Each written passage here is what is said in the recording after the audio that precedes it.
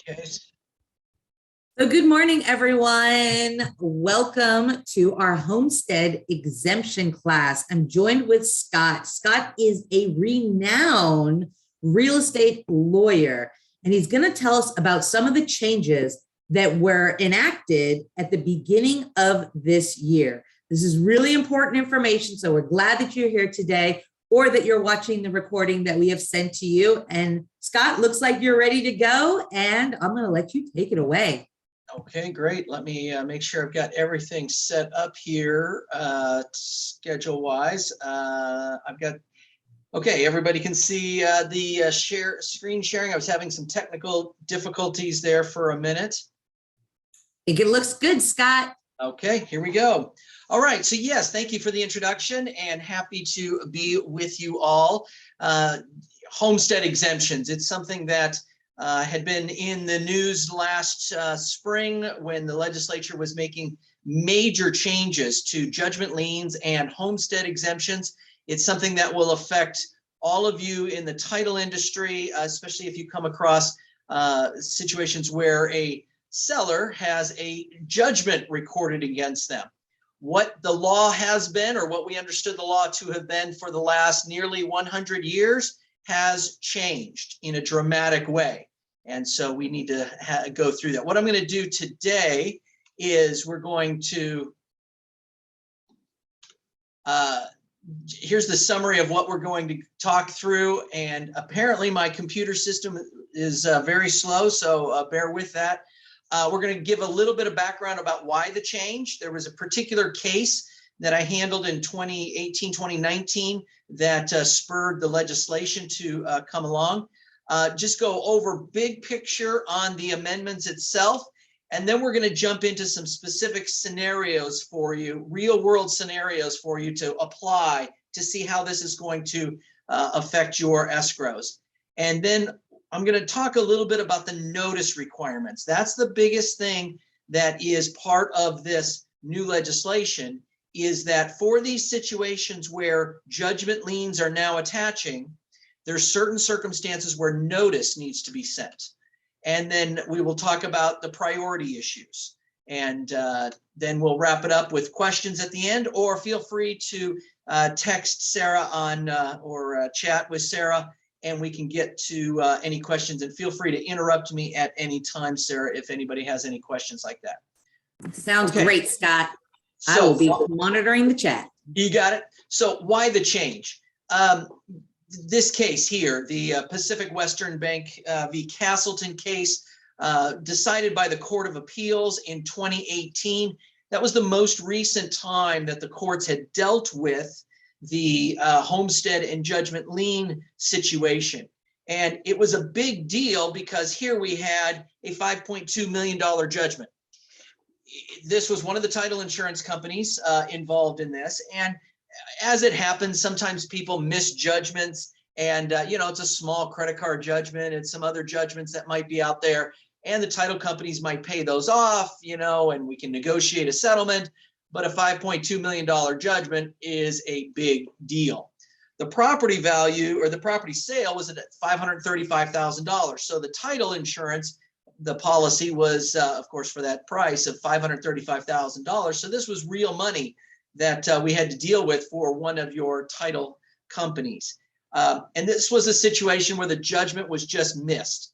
It was not one of those situations where some of you may have closed on sales where there was a recorded judgment and you made the conscious decision of, well, this is less than the homestead exemption amount, so we're going to be okay. This was a situation where the judgment was missed. And over the years, this was one of my best arguments to defeat claims when a recorded judgment was missed. The first question I'd always have was, is this homestead property? Because if it is, our argument historically has been that there was no judgment lien attaching to the homestead property. And so it was okay. You could move on, and the judgment would continue to be a lien on other property of that seller, but it wasn't a lien against this property because it was homestead. Well, when the judgment creditor started the judicial foreclosure sale, that's when we had to jump in and go into court, get an injunction, and one at the Superior Court, and then on the Court of Appeals.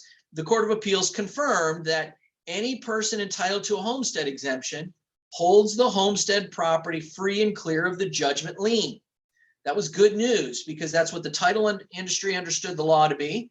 And so, judgment creditors needed to do their own work to start their own sale process that is allowed by the statute to reach the excess equity. But many judgment creditors rely on you all as escrow and title folks to do their job for them. You get a closing, you find that they've got a recorded judgment. They just wanted to sit back and wait for the money to fall from the escrow. But thankfully, the court here, to avoid a major loss, held that there was no judgment lien that needed to be dealt with because this was homestead property. And like I said, this had been the law for, had been the understanding for many years, even going back to literally 100 years ago with an Arizona Supreme Court case. And then there was a particular bankruptcy court case that happened in 2008 that was significant because there was some legislative changes made in 2007. Many of you are aware of that because it allowed liens for child support, for example, to be exempt from the homestead protection so that people couldn't hide behind their homestead protection to avoid child support liens. But in that same statute in 2007, there was some other language that people had argued changed the law in terms of did a judgment lien attach to homestead property. And thankfully there in 2008, Judge Haynes, well-respected bankruptcy judge, walked through the statute and said, no, that wasn't what that's not what these words mean. And if you look at the legislative history, you can see that this 2007 amendment wasn't intended to make that change. Well, this is something we all have to be aware of because 2 weeks ago, things changed in Arizona. The Arizona Supreme Court threw us all a curveball in the title industry. I'm not going to spend a lot of time talking about this case because it applies to historic situation, not for those of you closing escrows going forward. This is really a case that's going to be applicable and an issue for those who are handling title insurance claims because the Arizona Supreme Court basically did a 180 on us, changing the law. The question was presented to them from a bankruptcy judge. They took the certified question, and the question was, does a recorded judgment lien attach as to homestead property where there's excess equity above the homestead amount, then $150,000. This case was pending before the legislature changed the law last year. And so this is applying law between 2007 and last year's law. That's why I said for closings that occurred between 2007 and the effective date of this new legislation, which was last summer, that's where now we have a change in law. So I just want you to be aware of that because the Supreme Court said, yes, a judgment lien did attach to the excess, to the property when there's excess proceeds. So I'm hoping all of you didn't close any escrows giving a judgment debtor more than $150,000 in proceeds between 2007 and 2021. If so, there might be a judgment creditor knocking on the door and wanting some money. But let's now get into the new legislation. Like I said, that was based on the 2007 amendments. Let's get into the new world, which was House Bill 2617, passed last year in the legislative session. It wasn't done in the 2020 session because of COVID, but the groundwork was laid for it. It was pushed by the Attorney General's office because they wanted to have some power over to enforce their liens, or enforce their judgments by having a lien. And it was sponsored by the House Majority Leader. And so it had the legislative strength to make it through with the power of the House Majority Leader. And I will say in the different committee meetings that I was a part of when we were doing working on the legislation, the House Majority Leader said, the public policy for this change is we want debtors to pay their bills. So the goal is to make it harder for people to avoid paying their judgments by selling the property or refinancing their property and not paying their bills. At the same time, the legislation still protects the homestead, as we'll talk about here in a minute, that it does have an increase in the homestead exemption amount. So that's the positive of this from the consumer's perspective, that they can now protect up to $250,000, whereas before, the last few years, it's been $150,000. But the negative, and as it will impact your industry, is a recorded judgment is a lien on homestead property. The statute is absolutely clear now. There is no wiggle room. There is a recorded judgment on homestead property. Now, how do you get rid of that lien? And if it's a lien, how does the person get their $250,000? Well, that's how the statute now is written so that we can make that happen. And here's what it means for sales. There are a couple of big picture items. The first is you need to understand this number, $200,000. Now it's locked into the statute in case the homestead exemption amount changes. It's locked in at 80%. If the judgment debtor, the seller, is going to get less than $200,000 in proceeds from the sale, then you as the title company may record a release of the property from the lien. The idea being the seller is entitled to up to $250,000 in protection under the homestead. But if it's 80% of that number, then there's no funny business probably in the numbers. It's far enough below that $250,000 threshold so that if it's $200,000 or less that the seller is getting, then the title company can record a release of the property from the lien and you can go, everybody goes their merry way. The seller got what they were entitled to, less than $250,000, and there weren't excess proceeds for the judgment creditor. But if the judgment debtor, the seller, is to receive $200,000 or more, now a notice provision kicks in. You must send a notice to the judgment lien holder before you can record a release of the judgment as to their property. The idea being here is if it's somewhere, for example, between $200,000 and $250,000, well, this notice will give the judgment lien holder an opportunity to come in and look at it and make sure that none of the numbers are funny, that there's no fraud or other issues playing into this situation. So that's for sales. The threshold for you to think about is $200,000. If it's less than that, close it, give the money to the seller, and you're fine. Over $200,000, you must go through a notice process before closing that escrow. Otherwise, you're not going to be able to release that judgment lien. All right, what does this mean for refinances? Well, just like there was a $200,000 threshold there for sales, there is a threshold for refinances. And that threshold is a single penny.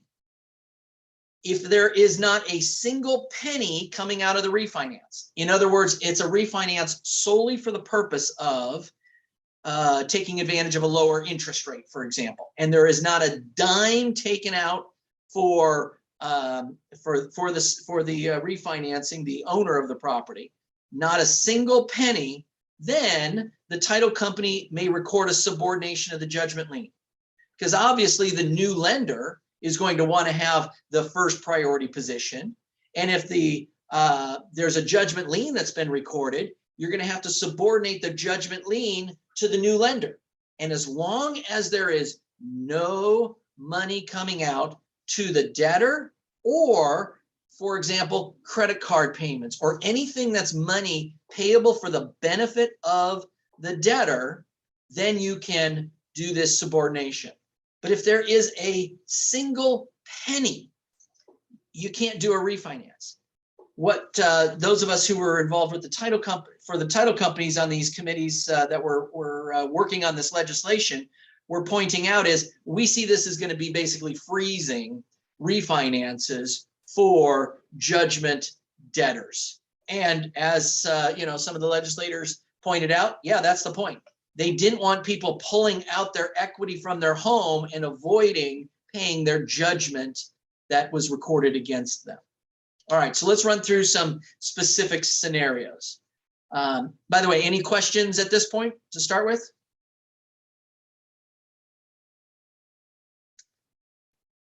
No questions. Okay. We're good, Scott. All right, let's go to sales scenario 1 then.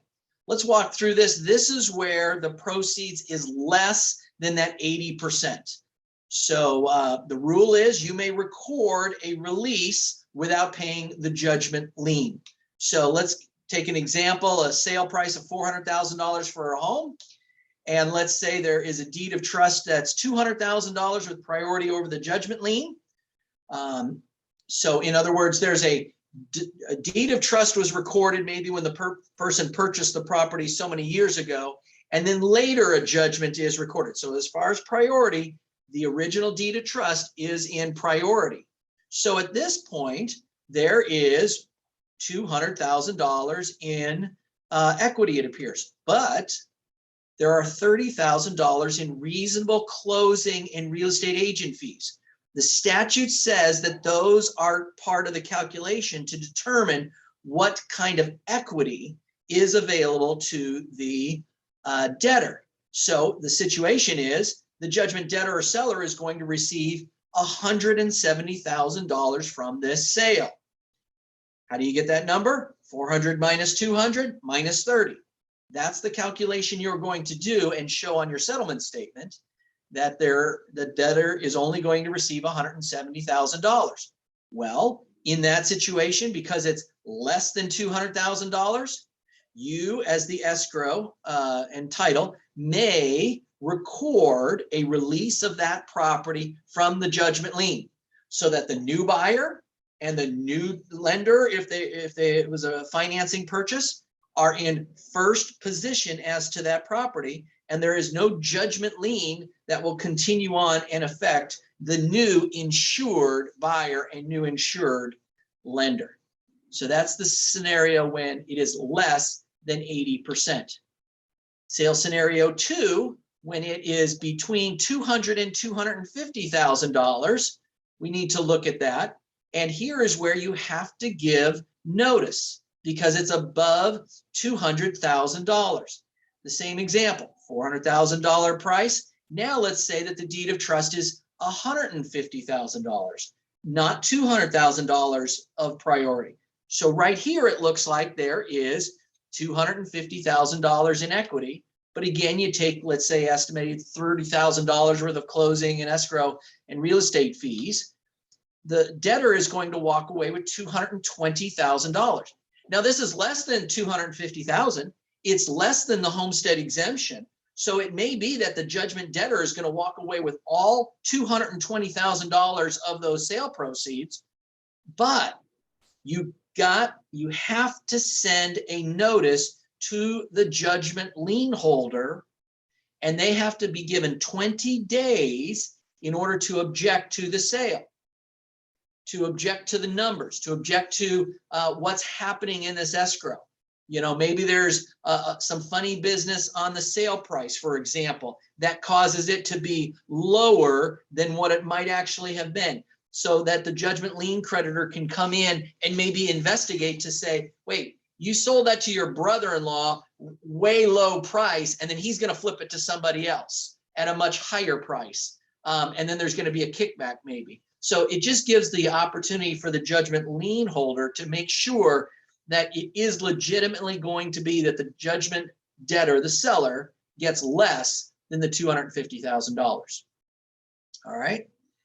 If there is an objection, you as the escrow don't go forward because you can't record a release of the judgment lien. And if you can't record a release of the judgment lien, you're not going to be able to issue a first position title for the buyer or for the new lender coming in. So you're basically stuck, and the debtor will have to go to the court to try and clear that lien.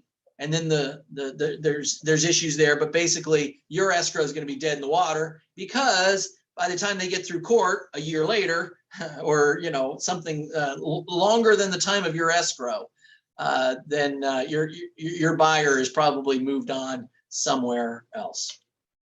All right, let's go to sale scenario 3. Now I note that this is revised because I did some of these presentations early on last summer when the legislation first came out, and some of us took one perspective. So if you're comparing this to some of the presentations I gave last summer, I'm just noting that this is revised in sale scenario 3. So this is where the debtor is getting more than $250,000 in equity. And the rule that we're saying now on our understanding of the statute is that you still have to give notice, but at least you can close your transaction, but you have to give notice. Let's run through the specific scenario. $400,000 sale price. Now that priority deed of trust is only $100,000, so it looks like there's $300,000 in equity minus the $30,000 in proceeds. Now what we have is, and let's say that there's a judgment lien securing $30,000. The settlement statement is going to show the judgment debtor receiving his or her $250,000 homestead protection amount, and the judgment lien holder is going to get $20,000 because there's $270,000 in proceeds available, and the judgment debtor is only allowed to get $250,000. So as long as you show on your settlement statement, hey, the debtor's going to get $250,000, you, the judgment lien holder, are going to get $20,000. I know that's not enough to satisfy your $30,000 judgment lien, but that's all we got from sale proceeds here. You get $20,000. If you send the notice to the judgment lien holder, then if they don't object, you pay the $250,000 to the judgment debtor seller, the $20,000 to the judgment lien holder, and you record the lien, the release of the property from the lien. But again, if there is an objection, they're going to have to go to court, and you can't close your escrow. You shouldn't close. You could, but you couldn't then issue a first position title insurance policy to the new buyer or seller. Any questions about those 3 sale scenarios before we move into the refinancing situation?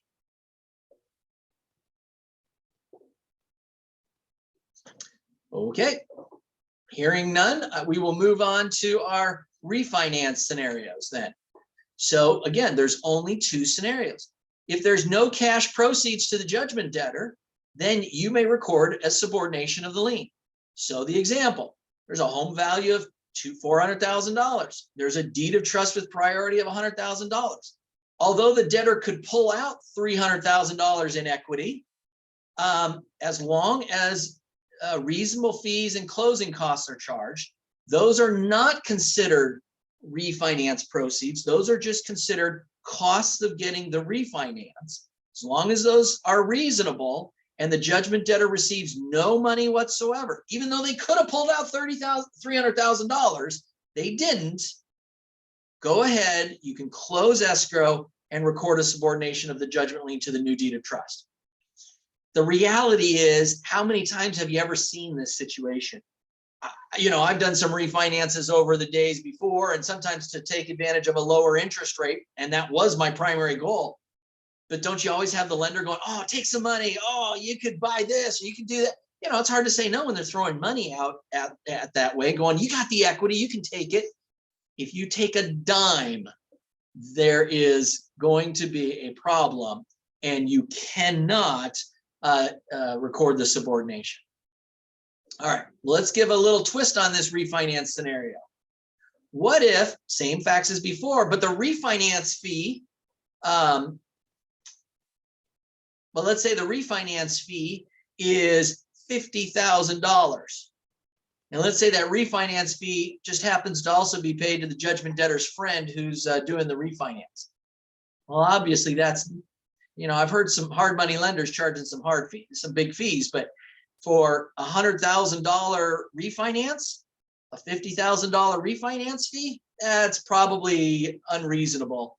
And you better call your legal department and let people know what's going on.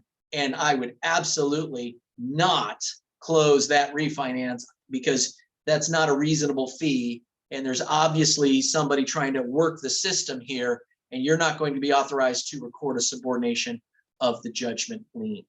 And if you do, it's not a title issue, it's an escrow issue. They can come after you as the escrow company, the escrow agent, but you're an employee of the company. They will come after escrow for wrongfully subordinating their lien. It's not that the lien continues and it causes a problem for title. It's that they'll come after you for the damages. That's going to be a big deal going forward. All right. The other refinance scenario is if there's cash proceeds, it's got to be paid. So the same numbers we're going through: $400,000 home value, $300,000 in equity. There's a $10,000 judgment lien, and there's a refinance, and everything's reasonable about the closing cost. If the judgment debtor wants, $200,000 out of this refinance, that's going to be fine, but you need to pay off that judgment lien. Here, it's $10,000, so there's going to be enough. You just have to make sure you do that, and it's satisfied. There's no subordination allowed here. It's a typical scenario that you have to satisfy that judgment lien. All right, any questions about the refinance scenarios? All right, hearing none, I'll move on to the notice requirements. Now, the 20 days is in the statute that they have to be given the opportunity. The notice must be mailed to the judgment creditor by certified mail, postage prepaid, return receipt requested. So that's what you need to do. It doesn't say actual notice. It doesn't say hand delivery. It says by certified mail, postage prepaid, return receipt requested. I would not play any games with that. Don't fax it. Don't email it. Send it. Certified mail, postage prepaid, return receipt requested. Now, if you want to do those other things as well, because you know the person or something, fine. But you better do this and have that little green card to prove that you did it. And to whom are you going to mail it? Well, for it to be a valid judgment lien, it has to have a judgment information statement. So send it to the folks who are stated on the judgment information statement to satisfy this requirement that it be sent to the judgment creditor. All right. We've talked about notice and our different scenarios. How many of you can identify with the reality that numbers change in an escrow? Maybe you get an updated payoff statement from somebody, and maybe somebody happened to make a payment on their mortgage that was significant for some reason, and it changes now. You learn that there's an updated payoff statement. If the anticipated payment to the judgment debtor or seller increases by more than $10,000, you got to send a new notice. So if we go back to that scenario where it was $220,000 going to the judgment debtor, and that's less than $250,000, so you sent out your notice, and then somewhere along the line there's a payoff statement change from somebody, and now the settlement statement is going to be updated so that the person is getting $231,000. Well, guess what? You got to start all over and send a new notice and wait another 20 days. As you can see, this is pretty burdensome. So whenever there's going to be a judgment lien discovered on homestead property, you're going to have to walk this through with your title examiners and maybe legal department to make sure you're doing this in the right way. And the best case scenario is talk to the debtor and the seller and have them pay their debt, because that's the goal of this new statute. All right, you may, as the title and escrow company doing this, charge a fee for handling this scenario, for sending the notice. I know some have been posted, and some of the companies have said what they're charging. A judgment creditor could waive the notice in writing. So if you get something from them that says, hey, we don't need notice. I don't see that happening. So I would assume that there's not a waiver of the notice provision unless it is rock solid, that you have it in your hand saying that the judgment creditor doesn't care about the notice. All right, here's all the things that must be in this notice. The judgment creditor's name, the current record owner of the property, the street address for the property, the recording reference for the judgment, the expected sale date that the transfer is going to happen, the basis from the title insurer that there is a homestead. Probably this is, based on an affidavit signed by the seller, a homestead affidavit. How you calculated the amount of equity. It's going to require a statement of all the other lien holders to be paid at the sale. For example, the reason for this is the judgment creditors want to know, okay, who's got priority over me? Let's really find out how much they're owed. Let's make sure that they really are in priority over the judgment creditor. They want to know how much is being paid to each of those lien holders to make sure they can go follow up and make sure it's legitimate. And they want to know the title insurer's basis. This probably is a straightforward statement of, well, it was recorded before you, because that would be the priority basis. So as you can see, there's a long list there of what must be in these notice documents. I know many of the title insurance companies have started the process of creating these forms. I've seen some of the forms. And so, check with your underwriters if you're escrow companies, and they should have the forms that they're looking for in these situations. All right, so priority issues. I'm only going to talk about now priority for going forward escrows, because we are now in post January 1, 2022. That loud hurrah that you heard at the stroke of midnight on New Year's Eve this last few weeks ago, well, that was the judgment creditors being excited for their new found priority.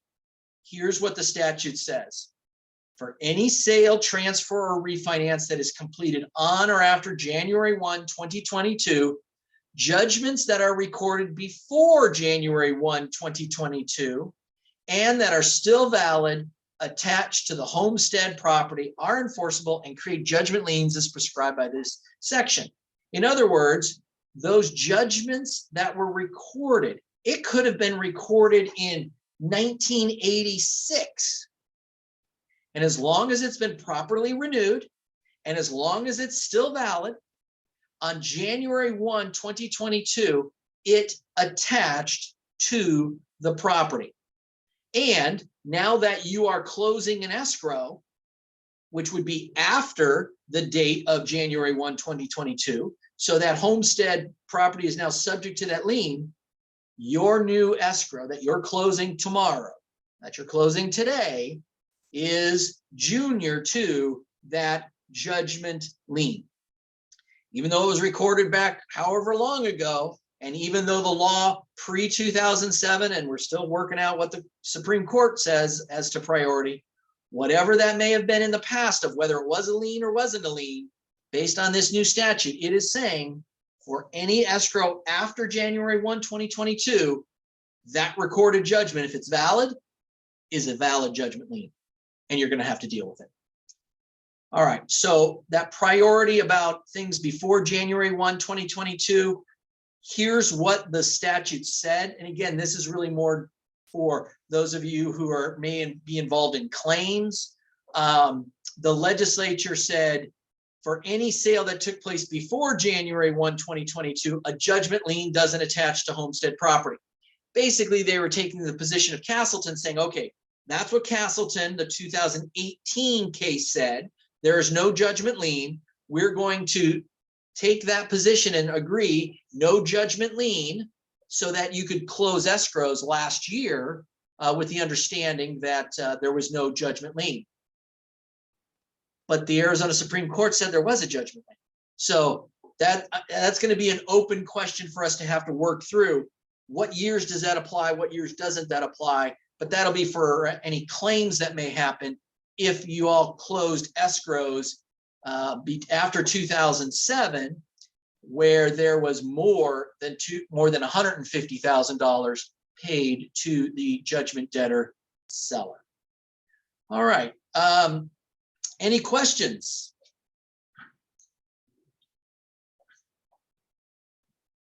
Any comments? I don't think so, Scott. That was really good covering all of that. Well, that's going to be interesting. Yeah, and to point out, this was not the title company's idea, the statute. We got involved later on. Our lobbyist for the Land Title Association got involved. Larry Phelps was very involved from First American, and then I was brought in because of my involvement with Castleton to walk through some of these things. And so we did the best we could to limit the effect, but it'll be interesting to see how it's playing out. It really will be. I mean, sometimes in real estate, that's all we can do is just kind of, sit back and wait and see how these things will affect the market. I hear so often people go, I wish I had a crystal ball to, tell what was going to happen next. And, we just don't. So, yeah. Oh, we do have a question. Okay. All right. What precautions should a listing agent take when listing a property? Wow. I think there is going, and I haven't talked to the Real Estate Association folks on this yet. I think they may want to build something into their contracts, because let's say you're a buyer and, a judgment lien shows up in the middle of escrow, and, I can't say I've analyzed the standard form residential real estate contract that much, but I would say the seller could probably, or the buyer could cancel because they're not going to be able to close escrow. But they may want to have some wording in their contracts to say, if a judgment lien shows up, that's a basis to send a cure notice or to cancel, because obviously you add in the amount of time. I mean, think about this on your escrows. How long does it take you to get all your payoff statements? It might be 3 days before escrow when you figure out that, oh my goodness, this person's going to get more than $200,000 in equity. Now I got to send a 20-day notice. Well, you can't close escrow in 3 days. You're going to have to send your 20-day notice. And then what happens if on day 19 an objection comes in? Well, now they're going to have to go into court to go fight about how much is really the exemption. And at that point, that escrow is dead. So I think it'll be interesting to see what real estate agents do if they change anything to deal with judgments. It will be. It will be. Well, does anybody else have any other questions for Scott while we have him? Ooh, should a title search be done before listing the property? I think that makes a lot of sense, because you will know if there's a judgment lien against the person. And that's part of, also just knowing who you're dealing with. If somebody didn't pay their debts, well, why? That might be something you would want to know. If I was a realtor, I'd want to know who I'm representing. Am I representing somebody who has a judgment for fraud recorded against them for, $5 million? That might help me understand who I'm dealing with a little bit better.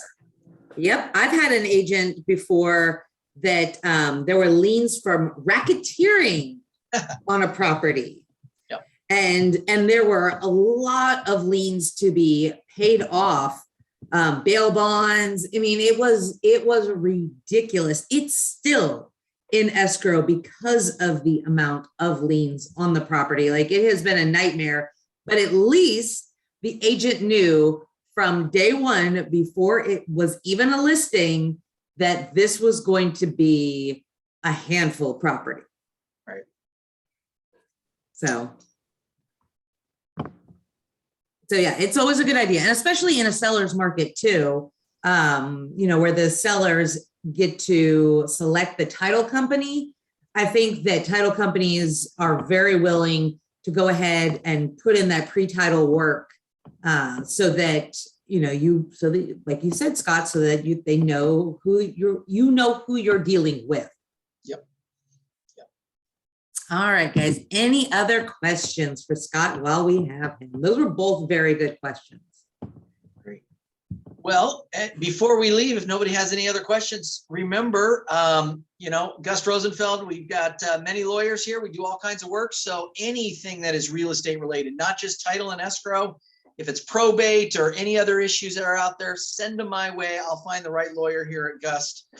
We celebrated 100 years last year as a firm, and we've got lawyers here who can take care of whatever you need.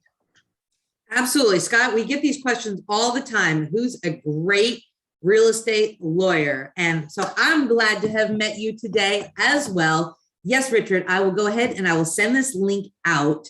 Like I said at the beginning, we had a lot of people that couldn't get on live today. So I know that this will be valuable information for not only those of you that are on today, but for those of you that will be watching this later today.